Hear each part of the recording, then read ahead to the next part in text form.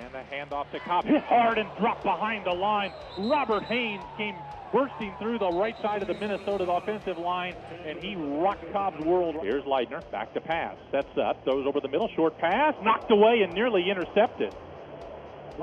Making the play for Eastern was Adam Gristick over the middle on a short pass intended for Logan Hutton. It'll be 4th down. Good defensive play by Gristick. A new head coach and a new defensive system mean new positions for EIU senior linebackers Adam Gristick and Robert Haynes, but they both say they're fine with the changes, and they're making a major impact in their final year. It's a big difference as far as the mindset of the two coaches, like you just said. But I like the new coaches a lot. Of course, I'm a defensive guy, so I don't mind the change at all. I have nothing bad to say about Coach Babers. I love playing under him. We had some good times, but I love where I'm at right now. I love the coaches I'm playing for. It's weird that you come to a place and you see 3 different head coaches, but I knew coming here that Coach Boo, he's down to his later years, so I figured I'd get another coach, but I never figured I'd get 3. As a staff, you're trying to fit your scheme to your personnel, and that's what we had to do. Our personnel, to get the best 11 on the field, our scheme is allowing that now, and that's what worked. We got 3 linebackers on the field, and they're all very different positions, doing very different things, working for the skills that each one of those guys have, and we hone in on that. I've never heard of the Wolf before. I've only heard of middle linebackers, Sam and Will, so when they brought in the system, and I was playing Mike at the spring, and then some stuff happened. We had to move it around to get the best players on the field. It was a challenge at the beginning because I always wanted to rush upfield. It was a defensive end. It's basically a defensive end hybrid linebacker position. So I wanted to rush upfield all the time to get the quarterback. When you can't do that, you have to be disciplined. So it was a major change from middle to going to Wolf, but I like the position I'm in. It's a lot more blitzing, a lot more opportunities to make plays behind the backfields. Now he goes in motion to the right. They hand it to him, no they don't, and they sack Ionati. He faked the handoff to Willis, and by that time Robert Haynes was right in his lap and sacked him for about a 10-yard loss. It's a hybrid defensive end outside linebacker, which very, very, very much fits into a 3-4 type defense, and that's what he is. And so he's very versatile. Sometimes we'll slide him back as an inside linebacker. Sometimes we'll take him to the field or keep him to the boundary. And what we do is try to get him in the best situation to make a football play, because he's a 240-pound, fast, hard-nosed football player who is as aggressive of a football player as I've ever been around. So, like you said, hard-hitting, explosive, all those things are true, and he does that so well. So we're putting him in different situations. He's hit the A gap, the B gap, C gap, and D gap this year, and we've taken it from all across the field because of his ability. We get him to where he can make plays. I think the defense we play, because we were all recruited into a 4-3 defense, so the 4-2-5 is a little different. So we're kind of all a little out of position, but we made it work, and I think for me, I like where I'm at, and I know he like where he's at too. In the summertime, the fact that we were allowed, NCAA allowed us to meet with those guys more, that was a tremendous advantage for us because of how much we really put on them. I promise you, there's not another linebacker core in the country at any level that has as much on them as these guys do. They have a full plate of football to learn, and they do a really good job. They can tell you what's going on behind them. They can tell you what's going on in front of them, and it's because, not necessarily because they're so smart, because they are intelligent human beings, but it's because they care. They work hard at it. They study it. We spend a lot of time just teaching them what's going on, and I teach them very holistically so that they can understand why they're doing what they're doing, not just the job, but why they're doing their job. While the linebacking core is solid top to bottom, linebackers coach Michael Hodges said Gristick and Haynes are leaders on and off the field. Well, they're different. They're very different types of leaders.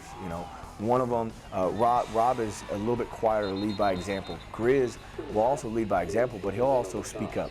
He'll be sooner to speak up. Now, Rob, when he does speak, I promise you, the room gets quiet. Nobody wants to talk back when Rob's talking. And so those two guys kind of play off of each other because they're very different. But as far as guys looking up to them, they've set a standard and they've set this bar so high that it's made it easy and makes us really feel good about where we're going because the bar is set so high. We don't have to deal with those guys with anything besides, hey, look, in this scheme, this is what you're doing. Okay, if there's something going on off the field, I need you to go handle it. They go handle it, so I don't have to.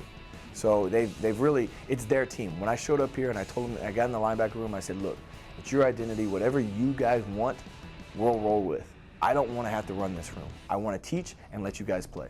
I formation. Roberson, handoff straight ahead, and this is Lewis in the running back, and Eastern tackled him for a short loss on the play. Adam, his best thing is his intangibles. He's a leader. I mean, he absolutely, if there's somebody going to snap somebody in line, it's him, and he does a great job of that. But as far as his athletic ability, that's not how he's good. It's not. It's his studying. It's his focus on what's going to happen and his preparation for each week. And he really is just really sound in everything that he does and executes well for us. We need somebody who can handle what we put on him. And as linebackers, all three positions are extremely heavy as far as football knowledge goes. And so we needed him to handle that. And so someone that can devote time to that and really learn and then be able to verbalize it, because there's so much communication that he has to do on the field. I like to say I play hard. I think that's one of my best assets. I'm not the best athlete, but I know that every time I go on the field, I'm going to be giving 100% and I'm going to play my tail off. I try to be physical on all plays. Sometimes it hurts me trying to be physical, but I try to bring that mentality of bringing the punch to someone else, being that physical presence out there on the field. And I like my quickness too. I think I'm pretty quick for my size. It's awesome, man. Playing next to a kid like that is, you don't want anyone else next to you, because I know he's going to be playing just as hard as me, and there ain't nobody more physical than him out there, so it's great. It's been fun. Me and Grizz, I can say a lot about Gristick. The one thing I can say is he's a fighter. He's not the most talented guy. He's not the fastest guy. He's not the biggest guy. But if I had to take someone out there to play with me each and every game, I would pick him first. When Babers came in, he really changed his program around, and we'd like to leave as seniors on. We'd like to see keep this program going, just keep going to the top and keep winning conference championships, and hopefully one day win a national championship. Like, it's tremendous help having him and also Kamu out there. Both of them are smart. Both of them know the scheme. Our coach, he's a great teacher. I love playing for him. He sits us down, he teaches us the scheme, and he played before, so he understands like what we're going through, and if we're having a hard time grasping something because it might be hard. So he takes time and teaches us the right ways. Kamu is one of the best athletes I've seen play linebacker here for a while. Seth McDonald is a young kid behind me who's a lot of potential, who's a walk-on here, earned a scholarship. And I think he could be a great player one day when here. And there's a lot of young kids that are going to be you're going to see them making an impact next year. They've both said at times, look, Coach, we are not going to let this season be a 2-10 season. It will not happen. And so that's, and like I said, it's their room. What they say is what we do. I just kind of push in different directions.